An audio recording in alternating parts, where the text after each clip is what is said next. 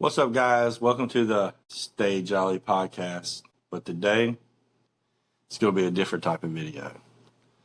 It's going to be one that I've been planning to do for 2 years now. It's the reason why I started doing my videos and posting my videos and wanting to put stuff out into the world is because of the death of my brother. When this episode releases, it will release on the 20th year anniversary of his death, which is July 26, 2006, when my life and my family's life changed forever at that point. So this is probably going to be one of my most emotional videos. Right now, I'm probably the most nervous to do this video that I've done. I've done any videos that I've ever posted. So this video is actually not to get any views. It's not for anything. This is actually a video for myself. There's going to be no edits. This is just going to be what it is. And I know I'm rambling right now, but here we go. So growing up, my family was a typical blue collar family. Dad worked, mom worked seasonal. Me and my brother 2 years apart. Normal type of family growing up in the South during the 90s, late 80s. I was born in 81. My brother was born in 84. So late 80s, 90s, typical.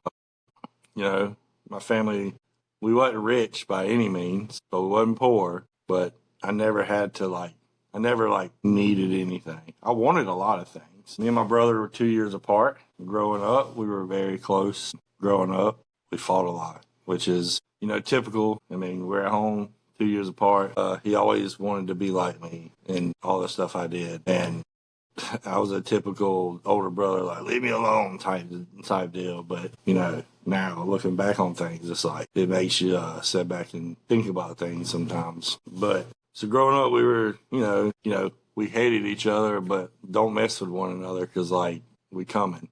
He couldn't fight worth a lick. I'll tell you, I'll go on record like that. He knows it, but he couldn't fight worth a lick. He was not scared to fight you, but when he passed away, he was 6'4", 200 and something pounds. I don't know how many pounds. So he was a big boy, and I'm 6'1". So if you've ever met me, I'm 6'1". So he was 6'4". But growing up, we had typical brotherhood, and of course, later in the high school years, we did hang out, but I still didn't want to hang out with them all the time. We had different crowds of friends, but somehow they would mingle a lot of times. But, now I was going through so much stuff during my high school times. I wasn't doing good in school. My brother didn't do good in school either. Towards my senior year, I started drinking and partying. Never did anything hard, technically at that point. But, I was doing stuff that I know I shouldn't have been doing and drinking, and so was he. Later on in life, I found out he was actually more caught up in an early age than I didn't know because he never said anything about it. So, but he always felt down. He always felt like he was not liked, and it wasn't true at all. He was well liked by a lot of people. But in his mind, he felt like he would always say no one likes him and stuff like that. So he always had self-confidence issue growing up and not feeling like that. But growing up, he always wanted to kind of do what I wanted to do, but I was always a better athlete than him. He was a better baseball player. I'll give him that. But we were always at each other's throat. It was competition and stuff. We loved each other even though we hated each other. But so I had to get out of my town because it was so easy to get caught up in my town. And I was already not, living life the right ways and doing things and making bad decisions. Not bad decisions, but definitely if I would have stayed on that track, I would have got caught up somehow doing something. I just feel like I would have if I would have stayed that path. Started dating this girl right before the senior year. We got serious, and then she started wanting to go to college. So I played around my entire life in high school. So my grades were not that good. I was actually told before senior year that if I didn't pass everything, I wasn't graduating. So I had to buckle down. And then I started realizing oh crap, I can't even get into any colleges because I started applying for colleges, couldn't get any. Well, my girlfriend at the time, she got accepted to this college, which was not that hard of a college to get into, but she was smart. She could have went to other places, but she chose this place. Can't remember why. But at that point I was like, dude, I can't let my girlfriend go to college and me just be chilling around here. Like all the dudes are going to be trying to holler at her and stuff like that. So my senior year, me and her dated all through my senior year. I like buckled down, studied. Still didn't buckle down as like what I probably should have, but I did buckle down and start studying, and I passed all my stuff. And luckily I got into that college because of a program they offered that I had to go to it and like take classes during the summer. If I passed those 2 classes with C's or above, I got accepted into the fall. It's called Summer Smarts program. I met some good friends there too. But so I went to this program, got in there. So I ended up going to college. And, during that time, my brother was like doing his thing. He started messing around with the wrong crowd. He started doing drugs. And I can't say that I wasn't doing those things at that time in my life also. It's crazy I'm going to say that out loud, but it's my past. So like, that's what it is. I was doing things I shouldn't have been doing. He was doing things. I was in college. He was back home. I didn't know how deep he actually was getting in, but he ended up getting arrested a couple times. He got arrested one time for actually taking the blame for something that wasn't his, but that's just how he was. He would give his shirt off his back to you. Like he just would. And that's how he was. But so he started getting caught up more, and I started worrying about him. Even though I was still making bad choices in college, I was still doing things I should have been doing that, honestly, looking back at it, like I was putting my life in danger also. When you're doing things like that, you don't think about it. But in retrospect, when you look back at it, you're like, holy crap. Like I put myself in so many bad situations by doing certain things. But I knew he was getting in trouble, and I started thinking like, hey, man, maybe because I was living in a little apartment by myself, but it could have been a 2-bedroom. And I was like, started thinking about maybe asking him to move to my town where I went to college and maybe like get him away from the crowd he's running with and maybe change the scenery for him because he never went anywhere. And just to see, basically just to get him away from that. But then I also was thinking like, man, like, this town is just like that town, but smaller back home. Like he could come up here and easily like run into something and get caught up with the same situations up here really easy. And like I started asking myself, like, would I be a good influence? Because I was already feeling bad about it because like I had to get away from Rock Hill. I had to get out. I had to leave for my own sake because I just knew that it wasn't safe and wasn't the right place I needed to be. So I had to get away. But I also felt bad because I left him behind and he was, running with the wrong crowd and meeting up with different people. And now he's actually caught up with some people that are like, ain't good people, making bad decisions. And like, I tried to talk to him on the phone a few times and he wanted to listen, but at the same time, he would always say like, you think you better than everybody. But that wasn't the case. Like I was just trying to get away so I didn't get caught up and, make mistakes. I was trying to do better. Because out of our family, I was the first I was the second to graduate high school on my dad's side, and I was the first to go to college and the first to graduate from college, like a 4-year college. Now my nieces have went on, they got beautiful families and stuff now on my dad's side, because I have a half brother too that didn't grow up with me, honestly, I barely know him, but he's not a good person too. And that's who my brother started hanging out with and getting entertained to other people or introduced to other people and like just running with the wrong crowds. And I wanted to see it. I was like, man, should I move him in with me? Should I move him not? Well, I never did. Not that I would have made things better, but that's something I always regret too. Cause like I always ask myself, what would have happened if I didn't? What would have happened if I would have asked him to move and he moved? Like, would any of this stuff ever happen? I don't know. And that's something I always ask myself. And for a while, I did beat myself up. Sometimes I felt it was like partly my fault because I didn't protect my little brother. But so these things were happening, and I was still making my mistakes. And at this point in time, I actually was like caught up in some stuff that I started thinking about me personally maybe having to ask for some help at this point. So I was, and not to mention, like, I was trying to graduate college. I've been there forever. I played around. I wasted a lot of money. So this is like my last little bit of, like, I was graduating on December of 2026. That was that's when I graduated. So I was like trying to get all this stuff situated, but still making bad decisions. And like, so it was just one of those things. And so I was kind of like, I guess in a way being selfish, worrying about myself, but there was reason to worry. And it was hard calling back home all the time and hearing bad stuff about my brother and like what he did. And it sucked because I felt like I should have been there to help him. So now this next part is really where it gets like crazy. So July 26, 2006, summertime. Like I said, I'm graduating December. So literally I got the rest of the summer, start the fall semester in August, graduate December. And I'm done. And because I've been there for like this point, like 7.5 years, just trying to get away. So I'm trying to do that. Well, July 26, 2006, like that's when like things changed forever for my family, everything. My parents were already split up, which, that's been going on for a couple of years. So there's so much more to it, but I'd be here for 2 days talking. But the main part I want to get to. And I'm kind of prolonging because like, I'm just trying to get myself together. But that day, before the phone call that I got from my mom, the only thing I remember is I was already going through it with myself. I was already making bad decisions that day. I was already doing things I shouldn't have been doing.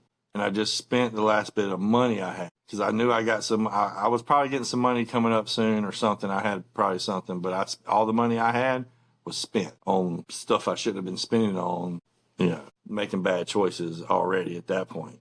And I remember sitting in my apartment, spending my last money on stuff and doing what I normally would do, be playing video games, like whatever. And I remember getting a phone call from my mom. Actually, right before I went and did the phone call, I went and did some stuff I shouldn't have been doing right before the phone call happened. And I remember getting the phone call and my mom was just yelling, like, he's not breathing or something like that. I just remember yelling and she's like telling me that something happened to my brother. The ambulance was in the back, or the EMS was in the background. I could hear them, like, doing whatever they're doing. My mom's panicking, screaming, and like, I knew this was something bad. Like, she just kept saying, he's not breathing, he's not breathing. And at first I didn't know what was going on because like I said, I just had been doing stuff I shouldn't have been doing. So I kind of panicked for a second. And then when I finally understood, I was like, what? And she's like, he's not breathing. And she's like just screaming. And I can't really understand what she's saying. And I think I may have just said, I'm on my way. So we hung up the phone. And at that point, I thought I was about to have a heart attack for real. Like I panicked. I didn't know what to do. And then I just remembered I didn't have any money. I lived 2 hours or so, 2 hours and 20 minutes from my hometown to my college I was going to. Didn't have any money. At this time, I had a girlfriend that actually graduated and lived in a town, but her parents lived in the town that the college was at. So I called her and was like, hey, I need to get home and my gas is like, I don't have any gas, like at all. I got not to get 2 hours. So I remember going to meet her dad and I don't know how much, he gave me $20. Whatever. I think I just told him to give me enough to get home. I probably would have said 10 or 15, but he gave me some gas money and I took off. I probably was going, and get back home, the road is like, it's back roads the whole way, country back roads, dark. And I remember going like 80, 90 miles an hour. And I don't speed when I drive. Like I don't do all that. And I remember going, and if a cop would have tried to pull me over, I'm not sure if I would have stopped. I think I may would have just kept going until he followed me to where I was going, because I was going straight to the hospital. So I'm flying down these back roads. Luckily, no cop got behind me. I'm like, no, I don't even think music was on. It was just quiet. And I'm just like talking to myself, like, please, like, no, don't do this. So I'm calling my mom's number. No answer. And I'm like, oh my gosh, like, I'm not hearing, I'm just radio silence the whole ride. Like, and I knew I was like, something's wrong. Cause if he was okay, like, and I kept going, be okay. be okay, be okay. And I'm driving, just like I said, I probably got there in about an hour and 45 minutes, but for an hour and 45 minutes, it was just quiet, panic, like, and I knew deep down, I felt like I knew he was gone because I didn't hear anything. If he would have been okay, they would have called me. At this point, I'm just thinking my mom and maybe my dad's involved at this point. My dad actually was like on a fishing trip. They just got to where they were going when he found out. And he had to turn and he had to get a friend to drive him all the way back, flying all the way back home. And I remember pulling into the hospital because that's where I was going. And in my town, there was only one hospital and I didn't know where to go. I just went to the emergency room and just like, I remember running up to the desk and just be like, hey, my brother just got brought in from the emergency. Like, where did I go? And they were like, hey, go down here. And I remember I was full sprint. And again, I still felt like but I still had hope that everything was okay, or so, at least not that, And I remember running full speed down this hallway, like this long hallway. And it just felt like it was like so long it was never going to end type deal, And also, when I was running, I passed my family doctor that I had my entire life. He was walking towards me, and I was sprinting, and he didn't even stop. Now I hadn't seen him in a while, so he may have not recognized me, but he didn't say anything. I recognized him. There's no way he did. I'm not saying he did anything bad by any means, like not anything like that. But it's just like, I at that point I knew something. I was like, okay, he didn't stop me. So I ran past him and I got to another desk and I was like, my brother got brought in, blah, blah. And they were like, what's your last name? And I told them my last name. And they're like, hey, come with me. And they took me to this room that you had to have a key to get in. It was private. And when I saw the private room, I knew at that point, like, I was about to walk through these doors. So, yeah, I'm back. So what I was saying is, when I got to that desk, I asked, like, hey, my brother came through here. Like, well, what I need to do? And then they took me to this door, and I saw her get the key, and it said private. And I knew right then, this is not good. I knew that walking through that door was about to change, like something in my life. And I remember walking through the door, and my mom was in a wheelchair, like she was hysterical. And I remember my grandfather coming up to me and hugging me and telling me that he's gone. I didn't even know how to process it. I didn't know what to do.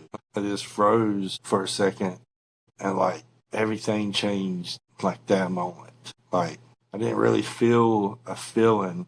Of course, emotions were crazy, but like I went from being upset to, of course, asking what happened. And my mom kind of told me that basically she came home and he was in her bed and she thought he was sleeping and she was just going to let him sleep for a little bit longer. And then she went to try to wake him up and he was not waking up. They say he passed away because of an enlarged heart, which could be the case because of drugs. You can get an enlarged heart for doing drugs. Technically there was no overdose. There really wasn't that much drugs in his system, not enough to he wasn't doing drugs that day or the night before. There was not much in his system that could have caused this. So they said that they ruled it as an enlarged heart, but it was caused because of drugs. It was just a better way of putting it. But his death was also kind of mysterious because he was with people, and then come to find out he was with some people that he thought was his friends, and one of them was like the dude that I didn't want him hanging out with, that I didn't really know, but I knew he was a bad person. That's who my brother was running with, and he was basically getting my brother to do his dirt for him. But again, my brother made his own choices, so I'm not blaming that guy. I'm blaming him for what he did in this situation. Because apparently my brother was with his friend's girlfriend while he was at work or doing something. And my brother and his girlfriend were doing whatever. They went and seen some people that day. It was very hot in South Carolina. On those days, it's hot, it's really hot in South Carolina in July. And they went and played horseshoes. They wasn't doing anything. They wasn't drinking, nothing. They came home. I think they watched a couple movies and they both were like, hey, I'm going to take a nap. So my brother's like, hey, he told her she can go lay in his bed and he was going to go lay in my mom's bed. And that's what happened in the story. And that's true. That all happened. But come to find out later, when his best friend at that time supposedly came back to pick up his girlfriend, they realized my brother wasn't waking up, and they tried to wake him up and just left. And there was a cup of water or glass of water beside his, like on the counter right before you walk in my mom's room, that still had like ice in it when she got home. So like, and the ice wasn't melted that much. So she was able, well, we figured out that it was about 45-minute span that ice water. So they maybe has tried to give him water or something. I don't know. But they left him. Now, is that to say that something could have happened if they didn't leave? No.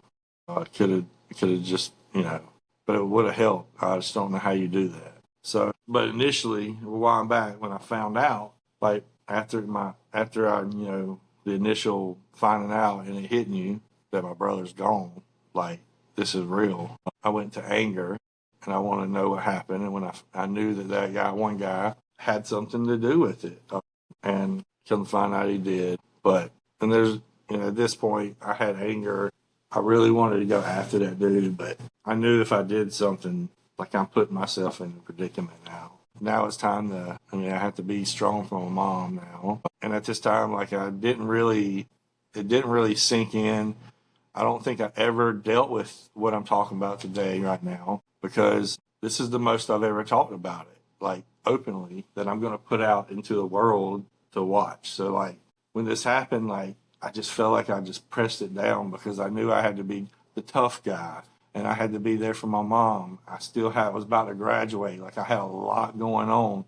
Like I was with my girlfriend at that point for a while, and I think we were about to get engaged shortly after that. Like things like that. Like, and I had to be strong because I couldn't be falling apart too because like of everything that happened. So I'm like trying to be strong for me. I'm trying to be strong for my mom. And it's hard because my mom was really like, it was years before she was able to somewhat be normal again. And it sucked watching her go through that because there's nothing you can do. Like you can't, no matter how hard you try. And like at this point, like I really was beating myself up for not being there for my brother in these situations, not trying to help my brother get out of a situation. But I blamed it on myself for years. And I knew it wasn't my fault, but I still blamed it on myself. And like up until like now, when it's finally coming out, like I feel like I've had this weight on my shoulder just in me because I never talked about it because I didn't know how to show my emotions. I do, but behind closed doors. I've never done anything like this before by any means, but it just sucks because my son doesn't have an uncle. Like my brother would have been a great uncle. He just needed to get away from the wrong people. He was looking for acceptance, and like the second he found someone that could manipulate him, and he felt accepted when in places where he didn't feel accepted, and he latched on to that, and he was loyal. Like if he was really down for you, he was down for you. I mean, he went to jail twice for stuff that wasn't his fault, that he blamed on, that he took for himself. But I knew he was going down the wrong path, and there was nothing I could do because I was going down the wrong path. And I was like, how can I help this? How can I help him when I'm doing similar things, just not at a large scale, and I'm just not getting in trouble? Like, I felt like a hypocrite when I knew what I was doing was wrong too. So like, it was just a lot that I was trying to deal with and process at those times.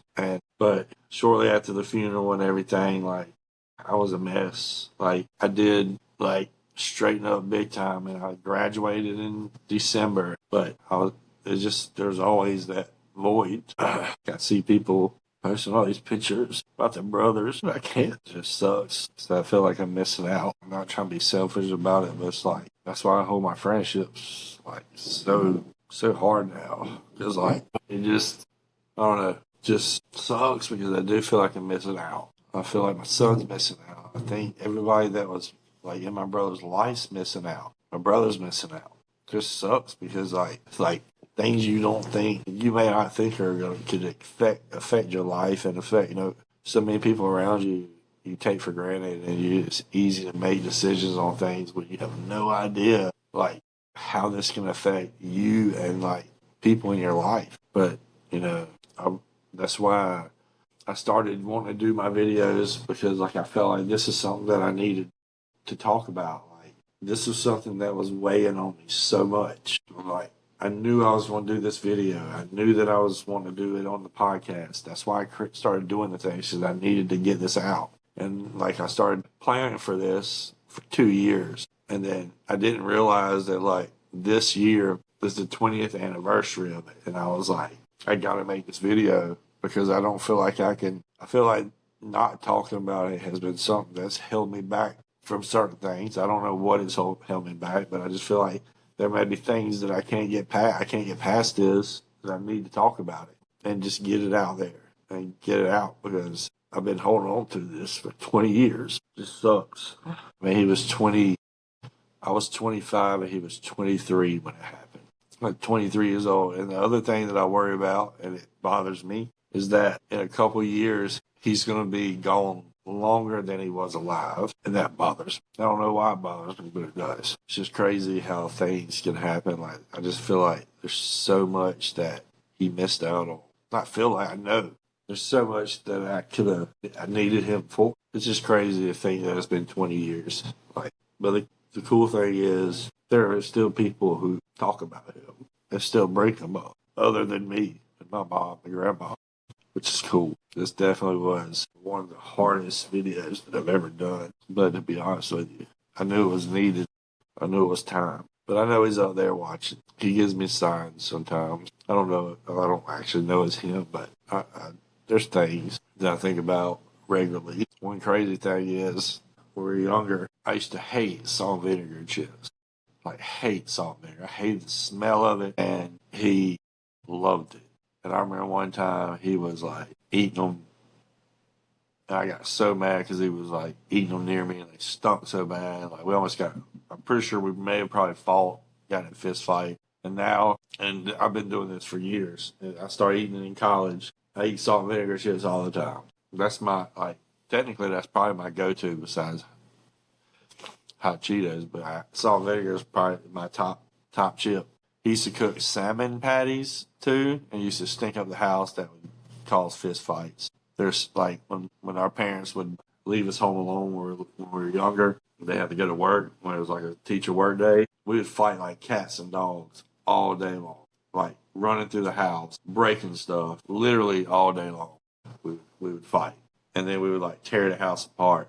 And we knew what time our mom got home, so we would like get everything situated and clean back up right before she would get home. So that she always knew that we were like tearing stuff up, because it almost happened all the time that we would like break something. Like it used to, and every time we broke something, it always was something that she like really liked. It was like almost every day. It wasn't every day; it was once a week for sure. We broke something, but it was definitely, there's so many good memories that I had. Even when he was getting in trouble, he was just being dumb about stuff.